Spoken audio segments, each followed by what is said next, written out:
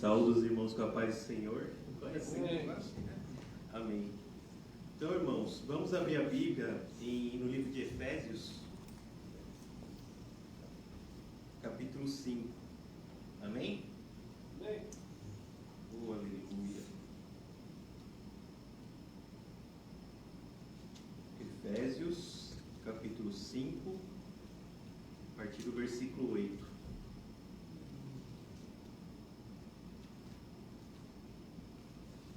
Sabe, irmãos, eu estava preparando a palavra, uma mensagem, e pedi em oração assim para Deus falar conosco assim de uma maneira poderosa, Isso não pode vir do homem. De jeito nenhum homem pode trazer alguma palavra poderosa, porque a palavra, irmãos, só pode vir de quem? Do Senhor. Então nós devemos pedir isso, E eu pedi, e Deus já foi mostrando várias coisas ao longo do culto de hoje. Quando eu cheguei, o pastor Carlos estava orando aqui, falando sobre despertamento. Aí o pastor também, o pastor Jefferson, falou sobre despertamento. Quando o pastor Carlos voltou aqui com a oportunidade, ele também falou sobre isso. E o tema de hoje não poderia ser diferente, o tema do sermão. Eu não preparei agora, irmãos, eu preparei hoje à tarde, hoje durante o dia. E Deus está falando conosco já, em nome de Jesus, amém? Então a palavra fala assim, a partir do versículo 8, irmãos. Pois outrora éreis trevas, porém agora sois luz no Senhor. Andai como filhos da luz, porque o fruto da luz consiste em toda bondade, e justiça e verdade, provando sempre o que é agradável ao Senhor. E não sejais cúmplices nas obras infrutíferas das trevas, antes, porém, reprovai-as, porque o que eles fazem em oculto, o só referir é vergonha. Mas todas as coisas, quando reprovadas pela luz, se tornam manifestas, porque tudo que se manifesta é luz. Pelo que diz, desperta, ó tu que dormes, levanta-te de entre os mortos, e Cristo te iluminará. Amém? Glória a Deus. Podem se sentar, irmãos. Essa palavra é muito poderosa, irmãos. Essa passagem da Bíblia, ela é incrível. Porque ela fala de uma batalha que já existe desde a fundação do mundo.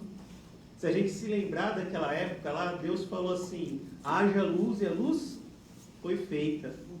A luz foi feita.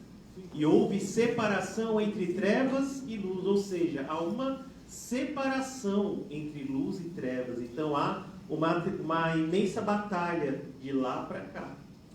E hoje, quando nós nascemos, nós já entramos nessa batalha sem sabermos. Amém, irmãos? Nós entramos nessa batalha sem percebermos, porque nós nascemos nas trevas. Quando nós nascemos debaixo do pecado, é o que diz a palavra, irmãos. Então nós nascemos nas trevas, mas nós só podemos alcançar a luz de que forma? Através de Jesus Cristo. A partir do momento que nós aceitamos Jesus, nós nos apoderamos do quê? Da nossa arma. Que o pastor falou agora há pouco, do capacete da salvação, da couraça da justiça, do cinto, da sandália do evangelho, a espada da fé, o escudo da fé e a espada do Espírito. Essa é a nossa arma, irmãos. Nós não podemos enfrentar o nosso inimigo com uma arma física, com um revólver, por exemplo, uma pistola.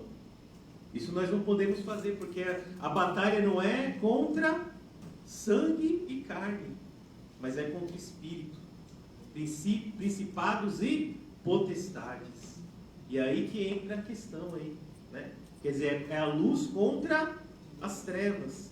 Então, a partir do momento que nós aceitamos a Jesus, nós estamos invariavelmente entrando nessa batalha. Que nós já estávamos, só que nós não sabíamos. Agora sabemos. Agora, tudo que é mal, tudo que é maligno, vai ser reprovado pela luz. Tudo que nós fazemos de errado vai ser reprovado pela luz. E que luz é essa? É a palavra de Deus. Quando a gente fala de Jesus, a gente está falando da palavra, irmãos. Porque ele era o verbo. No princípio era o verbo. E o verbo estava com Deus e o verbo era Deus. Então nós vemos aqui que nós estamos aqui participando dessa batalha. E aqui também, aqui no versículo 14, pelo que diz, desperta, ó tu que dormes, porque em muitos momentos nós dormimos. Às vezes a gente acaba dormindo, não estou falando fisicamente, porque isso é inevitável dormir. A gente tem que dormir, por isso que nós trabalhamos 5, 6 dias, né? E depois nós descansamos, porque o nosso corpo realmente não aguenta. Mas nós estamos falando aqui de uma dormência, de um sono espiritual, irmãos, que é uma coisa que a gente não percebe. Se a gente não estiver afinado com a palavra, a gente não percebe. Mas se a gente estiver dormindo, o que acontece? A luz reprova. E a palavra vem para nós e a gente pode se corrigir, graças a Deus. Nós devemos dar glória a Deus quando sofremos uma repreensão pela palavra de Deus, irmãos. Nós devemos nos alegrar, porque Deus nos ama. É por isso que Ele faz isso. Mas nós muitas vezes acabamos não aceitando uma reprovação. Muitas vezes nós não aceitamos uma repreensão, mas é tão importante isso, irmãos. A nossa vida ela é tão fugaz, irmãos. A gente nasce, cresce e morre.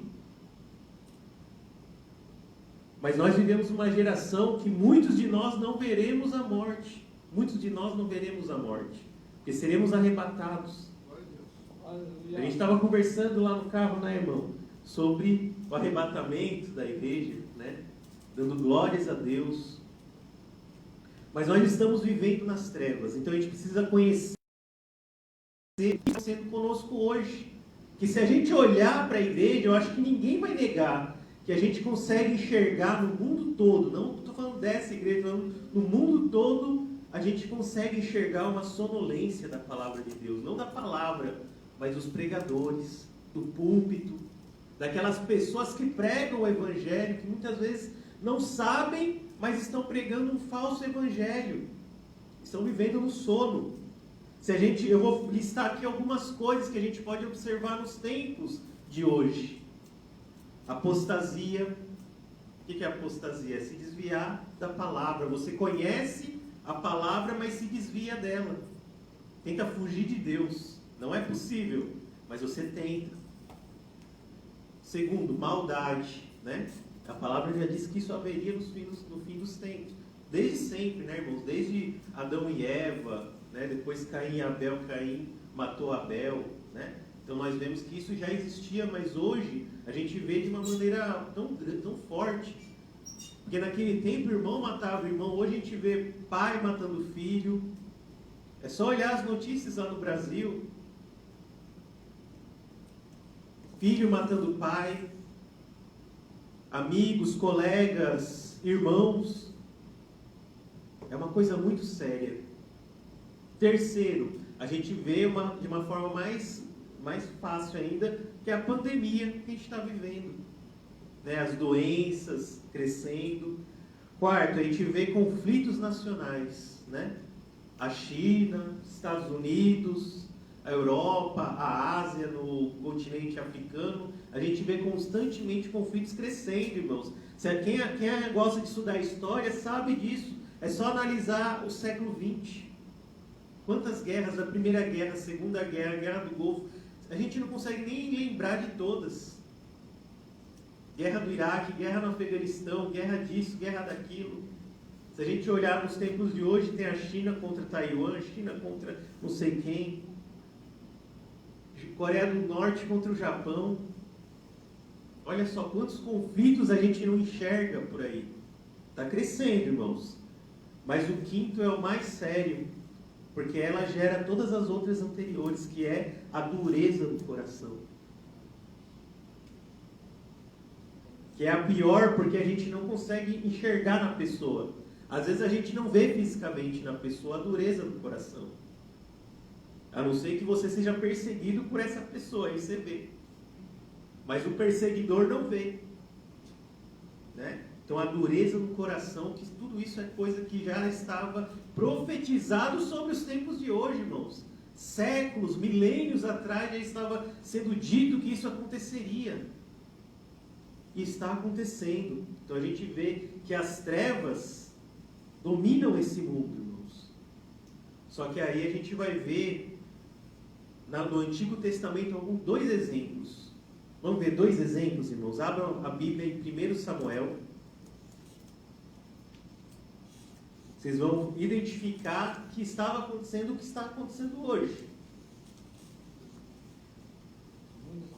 1 Samuel, capítulo 3. 1 Samuel, capítulo 3.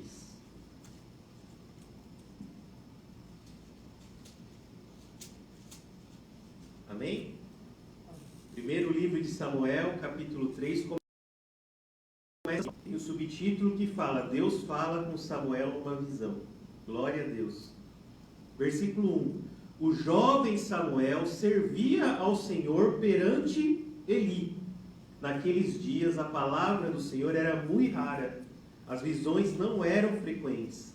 Certo dia, estando deitado no lugar costumado, o sacerdote Eli, cujos olhos já estavam começando a escurecer-se a ponto de não poder ver, e tendo-se deitado também Samuel no templo do Senhor em que estava a arca, antes que a lâmpada apagasse, o Senhor chamou o menino: Samuel, Samuel. Este respondeu-lhe: eis-me aqui. Oh, aleluia! Quem pode dar glória a Deus, irmãos? Aleluia! Olha quanta coisa a gente pode falar nesse versículo, esses poucos versículos, ó. Primeiro, você tem aqui um sacerdote chamado Eli. Se você for antes, eu não vou ler agora, mas se vocês na casa de vocês lerem capítulo 1, 2 e 3 de Samuel, vocês vão ver que Eli, ele era um sacerdote, ele foi considerado um juiz em Israel, no tempo dos juízes. E ele estava se desviando já, irmãos. Ele deixava os seus filhos fazerem o que quiser com as ofertas. Os filhos faziam coisas erradas dentro do templo. E ele deixava. Então veio o profeta, chegou a Eli e começou a profetizar contra a casa de Eli.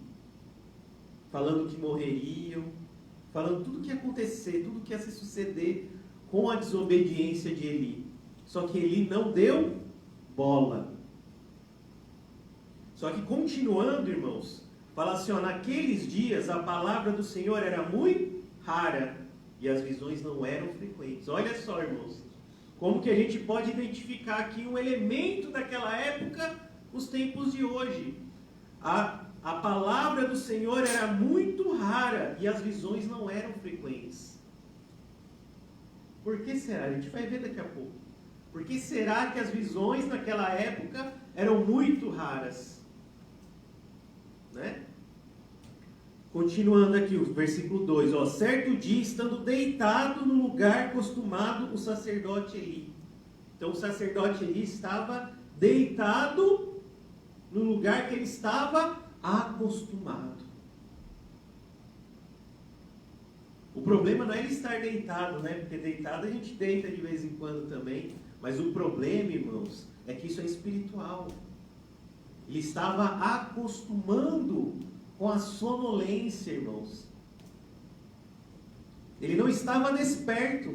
A gente pode ver que o sacerdote Eli, o juiz Eli, ele estava se apostatando. As visões naquela época não eram frequentes porque ele estava dormindo. É o que a palavra está dizendo aqui para nós hoje, irmãos. E como está a gente? Como nós estamos perante o Senhor? Vamos continuar, ó. Cujos olhos já começavam a escurecer-se a ponto de não ver. Olha as trevas, irmãos, invadindo o olhar de Eli. Porque a gente tem que entender essas metáforas, irmãos, que a palavra fala sobre a luz e as trevas. Quando fala da luz, é algo que não está oculto, é algo que a gente sabe que existe. Porque a luz, ela mostra para nós, ela não deixa nada em oculto. Me transferiram de setor lá no trabalho, né? Transferiram. E eu trabalhava antes na limpeza da peça lá, né? Eu trabalhava com a limpeza da peça. Agora, Eu mesmo pedi, né, para ficar num lugar mais tranquilinho lá. Eles me colocaram num lugar escuro, mas eu tenho que trabalhar com uma lanterna assim, procurando quizu, né, procurando algum risco, alguma sujeira, e eu uso uma lanterna. E é interessante, né, eu fiquei pensando sobre isso, fiquei filosofando sobre isso, irmãos, né. Olha que interessante, quando eu uso aquela lanterna, você vê claramente a sujeira. Você vê claramente o risco na peça. Coisa que eu não via antes, porque era um lugar iluminado onde eu trabalhava, cheio de gente, com mais pessoas, né? Limpava lá a peça, mas eu não sabia onde estava a sujeira, eu limpava a peça toda. Agora, quando eu vou lá no escuro e coloco uma luz nela, aí eu consigo enxergar a sujeira, o risco. Vê se não encaixa com a palavra, irmãos. A luz, ela não deixa nada em oculto, irmãos. Essa que é a diferença da luz e das trevas, porque a gente vive esse conflito no nosso dia a dia. Só que quando a gente começa a estar nas trevas, se a gente está buscando a Deus, se a gente está lendo a palavra, se a gente está orando, se a gente está meditando nela, a palavra nos mostra o erro, irmãos.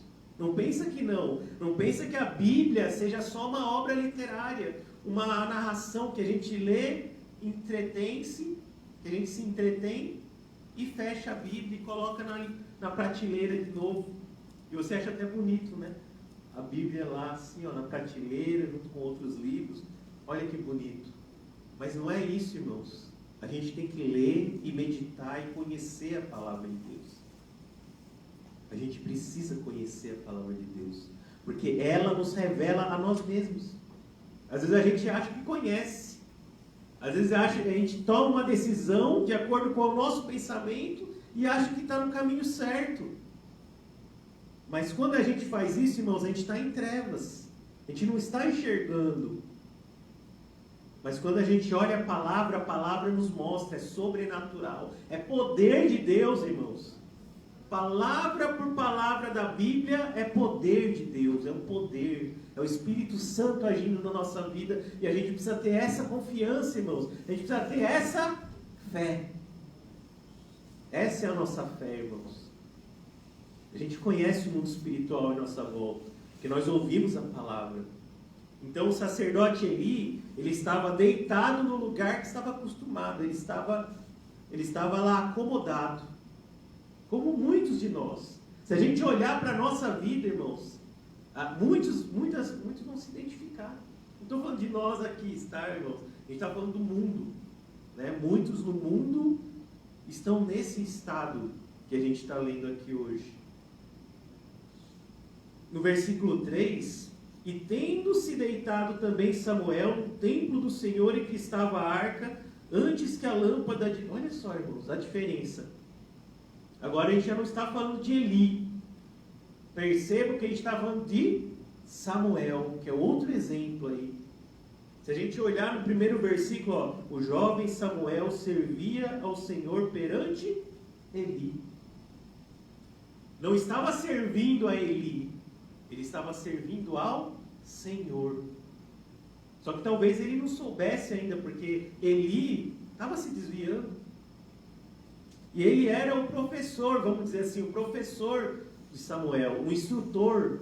Ele estava ensinando Samuel a ser um sacerdote.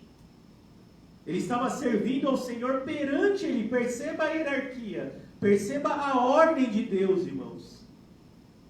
A gente não serve a Deus assim na rua, do nada, assim, falando diretamente com Deus. A gente precisa de uma autoridade sobre nós, irmãos. Deus vai usar algum servo dele para nos discipular, para nos ensinar. Porque a gente sozinho a gente não sabe. Mas se a gente tiver alguém instruindo, discipulando, ensinando, a gente vai abrir os nossos olhos espirituais e da sonolência para o despertamento, né? Mas então o jovem Samuel servia ao Senhor perante Eli. Olha a diferença, né? E no versículo 3, e tendo-se deitado também, quer dizer, Samuel também estava deitado. Só que foi igual a Eli? Era igual a Eli?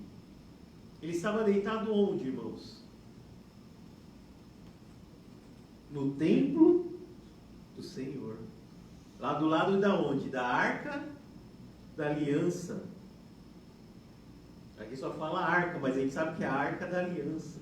Olha onde Eli, não, desculpa, olha onde Samuel decidiu deitar-se. No melhor lugar, na presença de Deus. Porque naquela época a arca da aliança representava a presença de Deus. Ele talvez fosse até incômodo, talvez fosse duro, ele tivesse que colocar a cabeça num lugar desconfortável. Mas ele não estava igual Eli, acomodado. Ele estava deitado na presença do Senhor. Ele estava deitado ao lado da arca, no templo do Senhor. Ele não deixou de deitar, só que ele estava disposto. Ele estava lá a qualquer momento, ele poderia ouvir a voz do Senhor, e foi o que aconteceu. Mas antes disso, ele fala assim, e tendo-se deitado também Samuel no templo do Senhor em que estava a arca, antes que a lâmpada de Deus se apagasse. Quer dizer, a lâmpada estava prestes a se apagar. O sacerdote não podia, naquela época, irmãos, deixar a lâmpada se apagar. Porque a lâmpada tinha uma representação dentro do templo. Ela era a presença do Espírito Santo, a presença de Deus. Quem assistiu à escola bíblica dominical, na época que a gente estava falando sobre o tabernáculo, vai lembrar disso. Aqui está falando do templo, né? Do templo.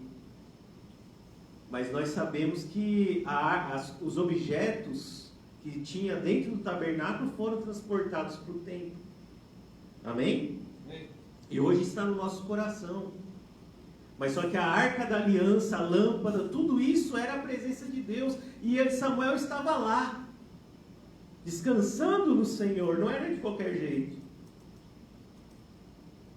Então o Senhor chamou o menino Samuel, Samuel. E ele fez o que, irmãos? Como que ele agiu? Eis-me aqui. Eis-me aqui. Quer dizer, ele estava pronto para servir ao Senhor. Ele estava desperto. E por causa dessa obediência, irmãos, naquela época que a voz do Senhor estava rara, as visões não eram frequentes, Samuel então trouxe de volta a voz do Senhor na terra, naquela época. Então um estava adormecendo e o outro estava despertando para a palavra. Outro estava despertando para o seu ministério. Isso acontece frequentemente, é assim que Deus age na obra de Deus. Uns vão adormecendo e outros vão despertando.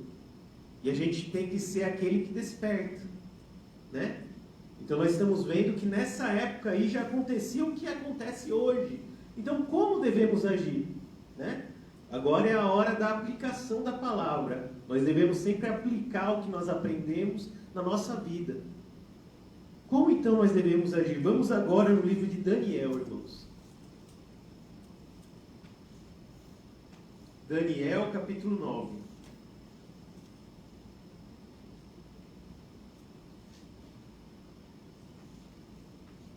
E é claro, quem assiste às escolas bíblicas dominicais vai lembrar da lição número 1, do princípios divinos que a gente estudou, né? Aí vai lembrar disso aqui, ó. Daniel, capítulo 9, versículo 1. 1 a 3. Amém, irmão? Daniel.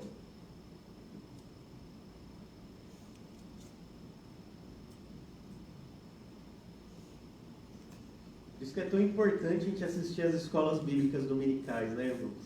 A gente aprende tanto lá. Ó, Daniel capítulo 9, vou começar a ler no versículo 1 até o 3. Ó. No primeiro ano de Dário, filho de Assuero, da linhagem dos Medos, o qual foi constituído rei sobre o reino dos caldeus, no primeiro ano do seu reinado, eu, Daniel, olha, então é Daniel escrevendo mesmo aqui, ó. Eu, Daniel, entendi pelos livros, olha só, pelos livros que o número de anos de que falara o Senhor ao profeta Jeremias, que haviam de durar as assolações de Jerusalém, era de 70 anos. Voltei o rosto ao Senhor Deus para o buscar com oração e súplica, com jejum, pano de saco e cinza. Orei ao Senhor, meu Deus, confessei e disse. E assim vai a oração de Daniel, que é longo, irmãos. Quem quiser ler na casa, aí, ó, tem bastante coisa para ler. Mas olha só, irmãos, então o povo de Israel estava lá na Babilônia. Estava lá na Babilônia e ficaram 70 anos. Então eles estavam no final já dos 70 anos. E o povo estava de que jeito, irmãos? O povo estava acomodado lá na Babilônia. A Babilônia é igual, sei lá, Tóquio, por exemplo, aqui no Japão. Se a gente for para Tóquio, Nagoya, vocês vão ver as tentações na sua frente. Tóquio, Nagoya, Osaka. A cada esquina que vocês vão passando lá, vocês vão vendo um monte de tentação. Bebida, prostituição. Vocês vão ver. E era assim naquela época também. O povo judeu não estava acostumado a ver grandiosas obras do jeito que eles viram na Babilônia. Então muitos adormeceram. Só que Daniel, não. Os banquetes eram imensos, irmãos. O rei Nabucodonosor dava banquetes enormes para o povo. E o povo comia e se esquecia do Senhor. Achava que não era mais necessário. Vocês vão lembrar no livro de Daniel, de Mesaque, Sadraque e Abednego, que o rei fez lá uma estátua enorme e todos tinham que se curvar e o povo se curvou. Só que esses três não se curvaram e aí eles foram lançados na fornalha. Só que Deus os livrou, aleluia, irmãos. Deus livrou aqueles três que não obedeceram ao mundo, mas obedeceram ao Senhor.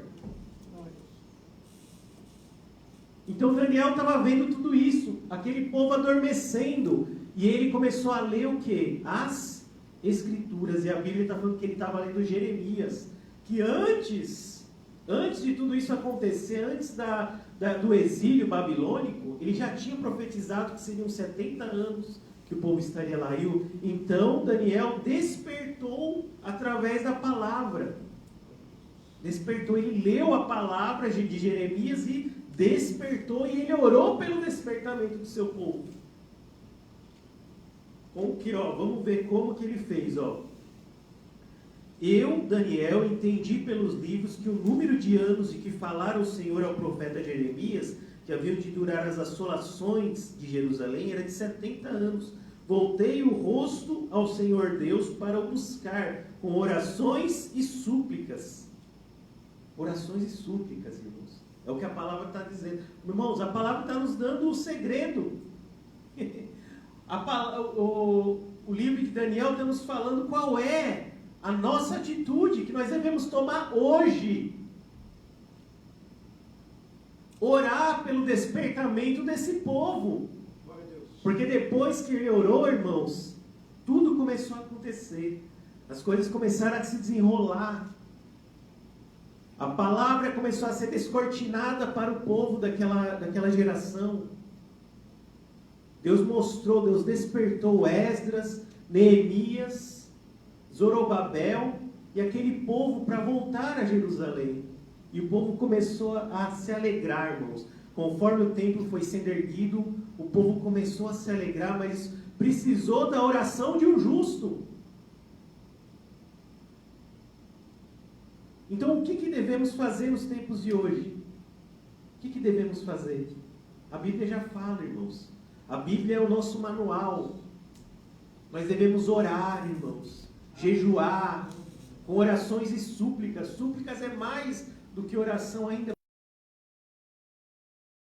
Orar ao Senhor pelas nações, pela salvação, pela palavra, pelo despertamento, irmãos. Aleluia.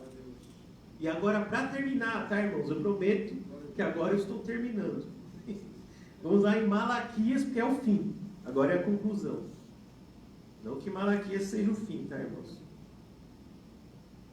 Do Antigo Testamento né? Se a gente olhar. Capítulo 4. Isso, é antes de Mateus, antes do Novo Testamento. Só 2 versículos, tá, irmãos? Eu prometo. Olha lá. Eu gosto de falar, né, irmãos?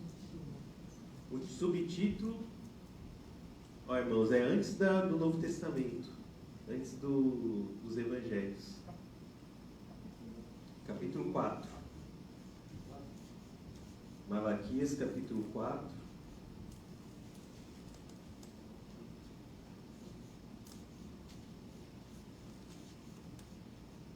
Teve até uma hora que eu dei um glória a Deus bem forte ali, porque o pastor falou que a gente vai ver a separação entre o justo e o ímpio, né?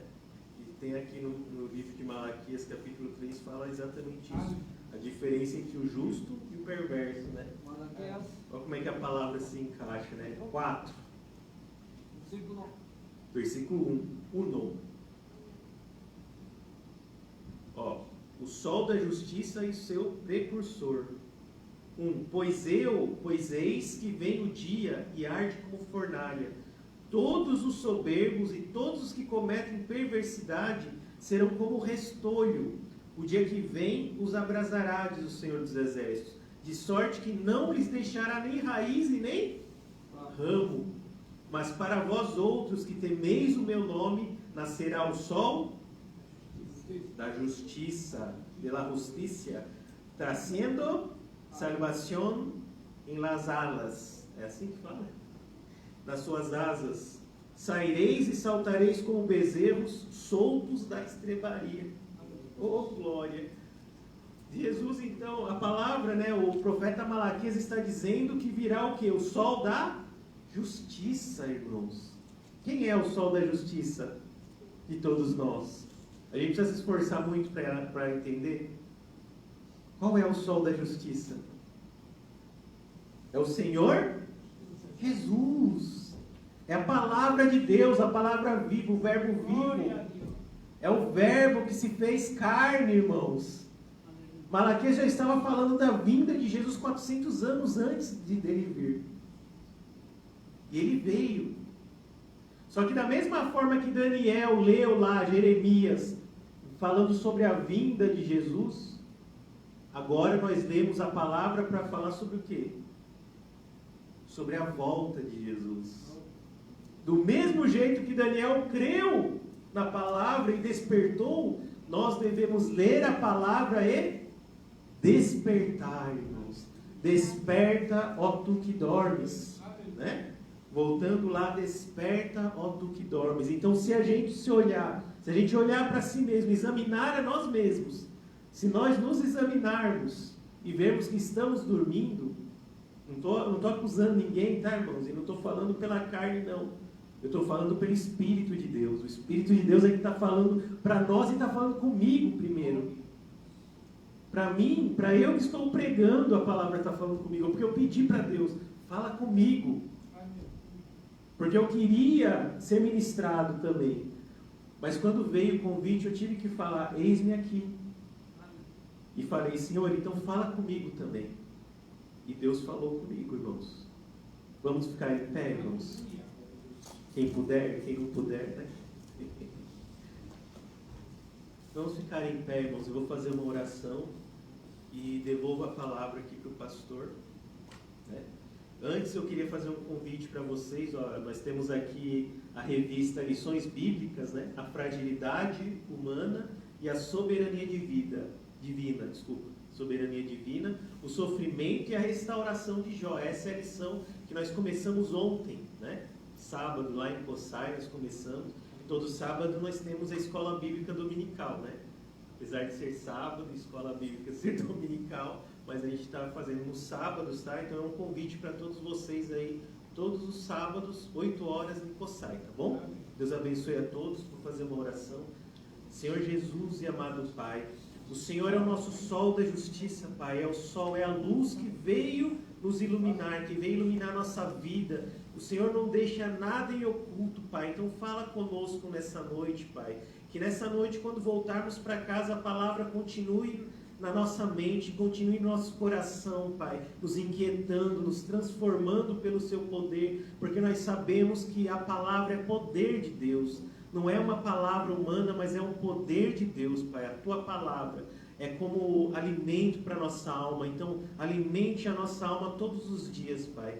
Que quando a gente voltar para casa, a gente ore, Pai. A gente faça jejum, a gente entre, Pai, em arrependimento dos nossos pecados. Mas para isso, Pai, é necessário que o Espírito Santo nos convença dos nossos pecados. Então mostra para nós, assim como a luz, Pai, mostra tudo que está de errado nas trevas, que o Senhor venha mostrar, Pai, tudo que está errado em nós, individualmente, que cada um veja a si mesmo, Pai, e consiga enxergar através do seu Espírito, através da sua palavra, Pai, que nós muitas vezes estamos na sonolência, Pai, na sonolência espiritual, e não deixe, meu Deus, que a gente pereça, não permita que nós pereçamos, Pai, nas trevas. Em nome de Jesus, Pai, nos liberta, nos dê livramento, abençoe a cada um que está aqui e cada um que está assistindo também na live, Pai, que a gente está transmitindo no Facebook, que o Senhor venha a trazer bênçãos e mais bênçãos na nossa vida, Pai, na vida de cada um,